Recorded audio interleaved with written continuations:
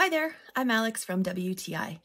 As much as I love Cricut products, I have to say they are a little bit limited in their pens and markers department. I wanted to be able to use other off-brand pens and markers in my Cricut machine, and CRAVERLAND made it happen. They created a universal pen adapter for most Cricut machines so that you can use your favorite pen or a specific pen for a specific project. For example, I like to draw on fabric, paint with watercolor, and then finish it off with embroidery. A lot of steps, I know, but I needed a waterproof ink that would stand up to the watercolor. Cricut doesn't make a waterproof pen, so CRAVERLAND to the rescue. It's so easy to switch out the Cricut adapter with the CRAVERLAND one, and you can use so many different sized pens and markers with it.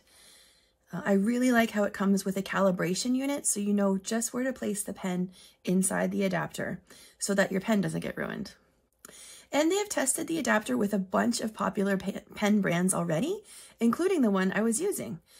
I really like that they included that information because to me, it just makes me feel like they're really confident in their product and I can be confident in their product too.